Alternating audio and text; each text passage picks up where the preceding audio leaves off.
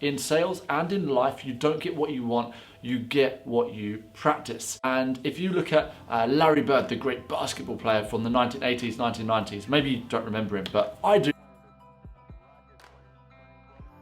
because I was around back in the 80s and 90s. And Larry Bird was such an incredible player and he was so well trained, and he had taken so many shots, and he always ensured that that shot went in, that he'd reached a point where he was conditioned only to succeed.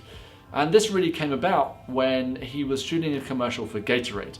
And the idea of the commercial was quite straightforward. He was meant to take a 3-point shot and miss, and then have a sip of Gatorade, and because he's had his Gatorade, take another shot and make it. But there was only one problem. He couldn't miss. And every shot he took, even though he was trying to miss, he would make the shot.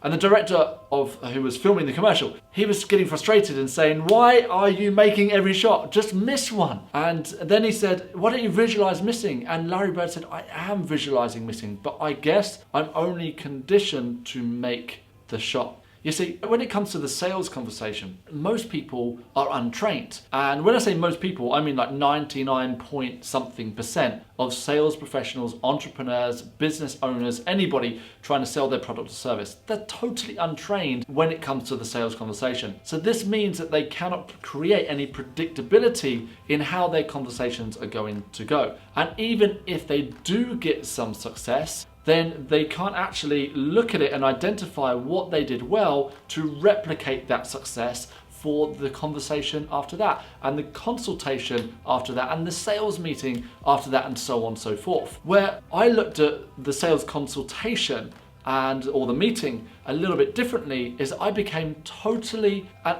utterly obsessed with how my consultations went. And this started way back in the day when I was personal training at just 21 years old. Because I was having so many consultations and I was wondering why. Some people said yes, and many people at the beginning especially said, "I need to think about it," or just a straight up, "It's not for me right now." And although there were loads of other things going on as a personal trainer, I had to teach all the fitness classes, I had to do seminars, I had to manage the gym and make sure that all the equipment was safe and clean, all of those things. But for some reason, the one part of my work that I kept coming back to, I was like, I've got to master this sales conversation.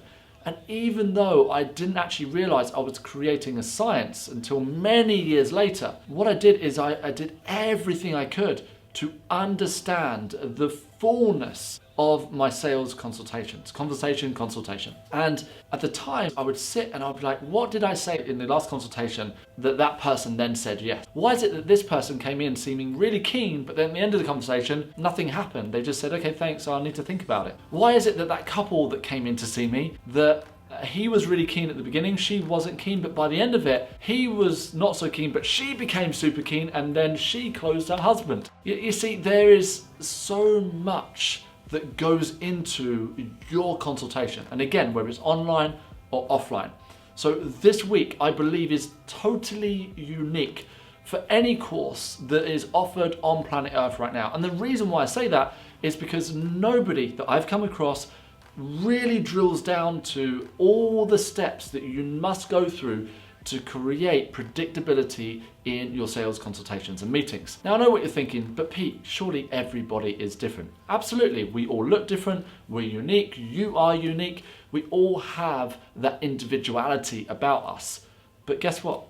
When it comes to buying decisions, or when it comes to what we call neurosales, so what goes on in the mind within your customer, there's a lot of similarities, and especially if you start to work with I hate the word, but your ideal customer, okay? And if it isn't your ideal customer, you make them your ideal customer by the end of that conversation.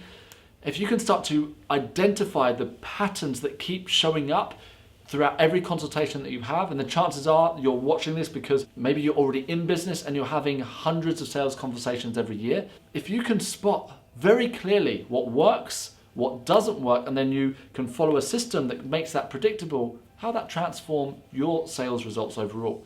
How will it influence your customers to say yes? So remember this, of course there is an art to the sales consultation and meeting, But predominantly in what I'm teaching this week is getting it down to a science, because remember, you want it to be easier to get your sales consultation right than it is to get them wrong.